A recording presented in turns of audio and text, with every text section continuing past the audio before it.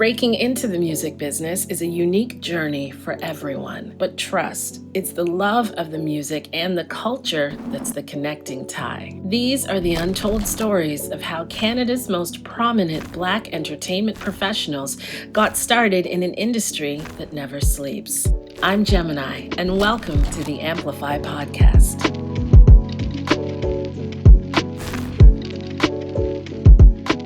Knowing if you're doing the right thing can be challenging when you're trying to figure out who you are and where you fit in the entertainment industry. But how do you know if you've picked the right career? Should you switch it up if the work isn't getting you closer to your dream job? And how do you avoid making the wrong decisions? While it may be easy to look back on our lives and think, I wish I had done that, or I wish I had tried this, DJ Four Corners has no regrets. I don't believe in regrets. I think that every choice that we make is the best choice that we have with the information that we have at that time. And I'm not really an emotional decision maker. Like, I'm a very rational person. I have emotions, not a robot. But I make decisions based on weighing the pros and cons. I make these lists in my head that, make sense to me. And for that reason, no regrets. Honey Jam founder Ebony Rowe has the battle scars to prove that the road to success is paved with bumps and bruises. And yes, opportunities.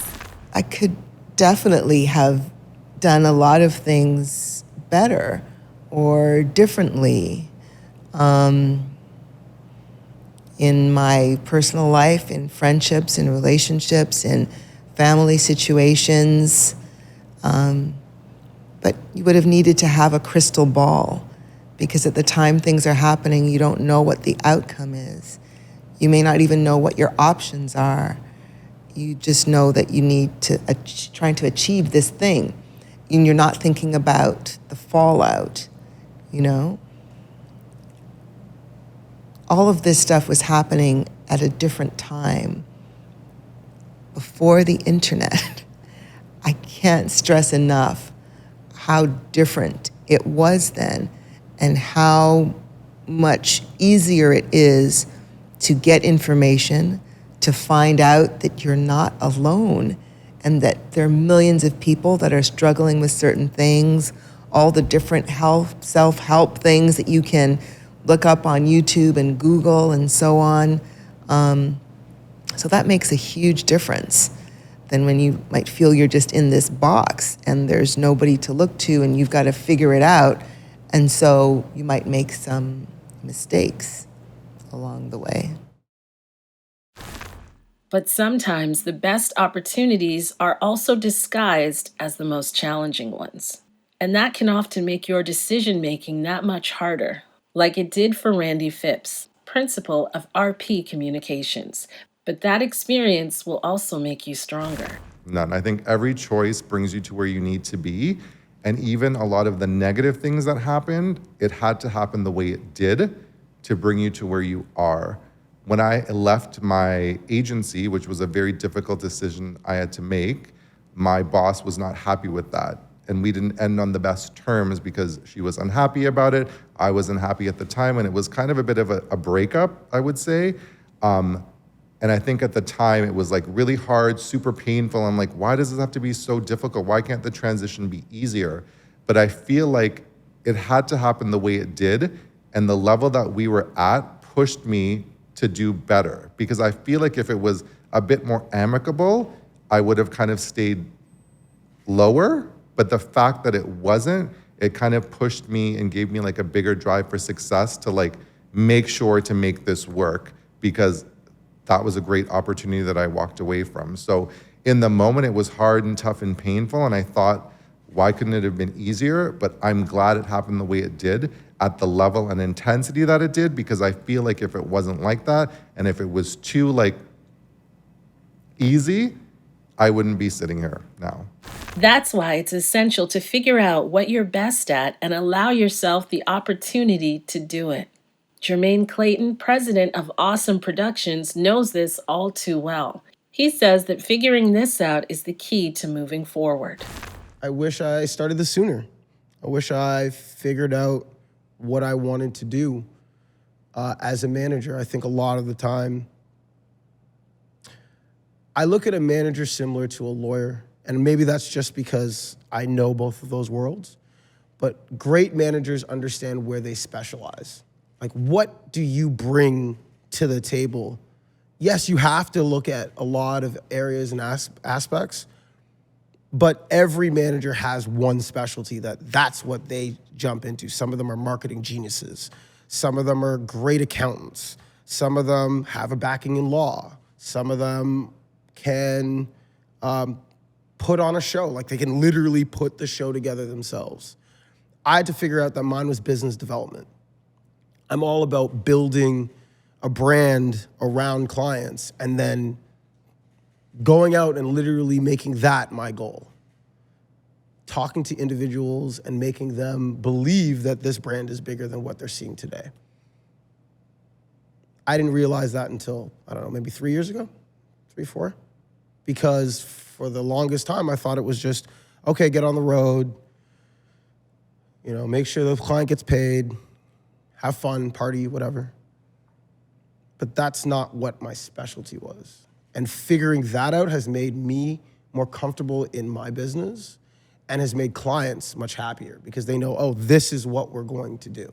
And now that I've gotten into that rotation, it's made things a lot better. And moving forward nonstop, according to advanced publicist Jamelia Campbell, is the key to getting you through the tough spots. Fall down, you just keep going. Like, there's no time to fall and flail around and figure it out. Like, you just got to keep going. Like, I think I was just raised in understanding the music industry is 24/7. It never sleeps. There's so much going on. It's busy, busy, busy, busy, busy. So I think I entered it with this mentality. So whenever I kind of faced adversity, it was kind of just figuring out if there was a structure and a system to, address it, some sort of framework. If not, you complain to your friends, then you move on. You kind of just eat it. You just kind of just be like, okay, I clocked it. I understand that maybe that's who you are. That's what the situation is. And you just keep that in the back of your mind. And maybe it's a story for the bar, who knows? Or maybe someone else has had that experience, who knows? But you kind of just keep moving forward. It's kind of just figuring out how to not let that mess up the rest of your day, your time, your week, your career, your campaign, and keep moving forward. So, can you really have it all with a no days off mentality? DJ Lissa Monet says you can have it all, but you will have to sacrifice that time. No days off, no days off. You have to hustle, you have to grind, you have to be on whatever the pulse is, 24/7, 365.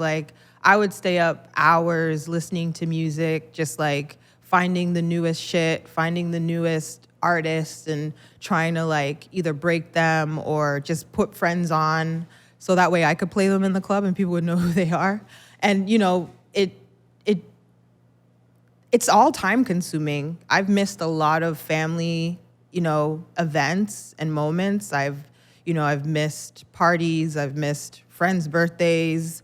And I think that's one of the things. I mean, now I think now that we have more entrepreneurs, people understand that. But I think that was the one thing that I learned very, very early was that, it's time consuming. And if it's worth it enough to you, then you got to sacrifice the time. As for the many women who struggle to have a work-life balance, Ebony believes you just can't have it all. I told you that there was a part of me that was naive. And I try to not be. I don't believe you can have it all. You have to make a choice. You have to make sacrifices. You have to juggle. It's not easy. I've not met one person for whom it is easy. Even people who have money to have staff and nannies and chauffeurs and all of that. Because if you have all of that, then you're missing quality time with your child. If you're not bathing your child and doing homework with them and doing those types of things. So each person has to decide within themselves, what is the life that you want? What are the sacrifices that you're willing to make? What do you need for these things to happen? And each person has to do that for themselves. And the type of contribution that I can make is to be real. And so I didn't have someone to ask, how do you do this, right? Like when you're a pioneer in something, it's like, you're figuring it out and making it up as you go along. And so if I can help someone by sharing my experience to maybe not have a roadblock or a hurdle or a way to avoid it, you know? But each of us has our own responsibility to figure these things out. And I think that through the pandemic, a lot of companies have become aware of the time, how important the time is for human beings to be with their offspring and to have some balance in their lives with all the mental health issues that have come out of it as well. There's a lot more sensitivity. So I think of all of the times in the world, this is the best time to advocate and perhaps get some concessions, allowances, change to happen around those things. But I don't know if the utopian idea of having it all, but you define your all. You define it. Long hours and late nights make it difficult for men and women to be the parents, friends, or family members they want to be. According to Jamelia, for the most part, work-life balance doesn't exist. That's something that we should all strive for. I don't know a lot of people that have that, to be honest. When I look at like my colleagues, whatever, like it is definitely 75-25 work. Like work gets a lot of you when you're working in this industry. And I think it's really interesting, especially when it comes to women. I think I don't see a lot of women who are in levels of executive leadership, positions of power. A lot of them that have a lot of that have families. You know, you're giving your nights and your weekends and your hours. Your phone's always buzzing to this job, to this career. A lot of women are single. A lot of women don't have the families. I know a couple. I know one or two. Shout out Carrie Riley. But for the most part, it just doesn't really exist. And so for work-life balance, you just try for the most part. I know a lot of people that have like two phones, so they'll put like my work phones off and now this is my phone, my personal life. I couldn't do that because I would 100% lose the second phone. I would lose the one phone that I have right now. So two phones is just not happening. But I just try, at a certain time, I would like to say I try and shut off, but if you have a priority project or an emergency, someone calls you at 10 p.m., you're working. Like it just kind of is what it is. But for the most part, you just try and be like, okay, my evenings are mine, my weekends are mine. But when Rolling Loud's happening on the weekend, you have festivals, you have things happening, like you kind of just go where work is. So you kind of just try and do as best as you possibly can. Every dream has a price. For media personality Jesse Jones, that can range from not getting married to not being a parent. Where is this advanced interview going? Like, are we gonna pack no, I'm saying that jokingly because I'm like, yeah, I've been very passionate about like my desires and like dreams. And so like, yeah, maybe it's impacted the fact that like I haven't done the kids thing or haven't done the marriage thing like the way friends of mine have. But like we have conversations sometimes where they're like, yo, I love that you're able to see your dreams come out. And I'm not saying that having kids doesn't allow you to do that, but I'm like, yeah, that's impacted some decisions for me on a whole other side of life where I've been like, I want to continue to be able to go down this path and do these things. So yeah, maybe, but ultimately I think like life is about experiences. And we're all having experiences. And if we're happy with those experiences at the end of the day, then I think that's great. If we're not, then we all have choices we can make, And so it's not about, did this person go the right way or whatever. I feel like I'm living in my truth. That's what I want to do. And that's going to evolve, it's going to evolve. And I'm happy to let it evolve. I hope I have a lot of time for it to just keep evolving because that's what life is. I've seen what happens when, life transitions. So I'm on this ride and like, I think, what's been great about the past 5 years is professionally and personally, I've just got really comfortable with sharing that and actually like dialing into it. And that's a very, freed up place to be. It's taken time though. It takes a lot of time, but I like where things are right now. And sometimes the sacrifice you make can push you so hard it physically hurts. There was a time I had a wedding, and prior to that wedding, I had like 3 or 4 gigs night before. So I was going. And I remember getting ready for this wedding, feeling fine, whatever, hop in the shower, Hola Fresh, get out, and next thing you know, I wake up and it's pitch black. I'm on my bathroom floor, and only to realize that like I literally passed out. Obviously didn't get to the wedding in time. My phone's blowing up. And, I think that was the moment where I realized, like, you can't do this the way that you've been doing it before. Hashtag no days off might look good on social media, but as DJ Lissa Monet learned, it can also cost you your health. Knowing just when to slow down, reflect, and reset is critical. Just ask Jermaine. At that point, I was in a transition phase between one company and another company. So I was moving from my first business partner that I had with the next business partner that I wanted to have. And in that moment, I started thinking about, okay, that same thing that I'm talking about, some things are just not a fit. So I was thinking, what didn't work? What was I spending too much time doing? And what needs to change so that I don't repeat the same thing? Even thinking about it right now, I'm a little choked up because I had zero clue. And for the first time in my life, I doubted myself. Like I was saying, confidence has always been something. That was that one period where I went, are you sure? Is this really what you want to do? Because you haven't figured this out yet. What's wrong? And I don't know how. Definitely friends, definitely family, but I made it through. And that was that change for me.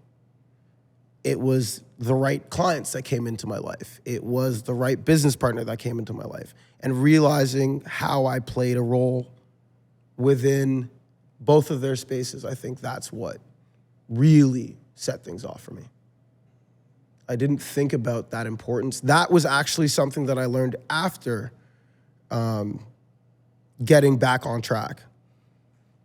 I realized that I was in a really dark place before that, and I needed to figure out something or a tool to help me counter that if it should ever arise again. And so I started working out, and I started running. Kind of funny that I started running. But yeah, I started doing long distance running. I used to do that in school when I was growing up. So I got back into that, started running half marathons, things like that, something to just escape everything, escape what was in my present. And that's kind of why I was saying it's funny that I was running. I just realized that the joke was mentally and not into this room. But it's funny that I chose running because I needed to escape. And when I do a run, I have a starting point. I just go. I don't time myself. I don't say, oh, we have to do this today. It's literally just, okay, let's go.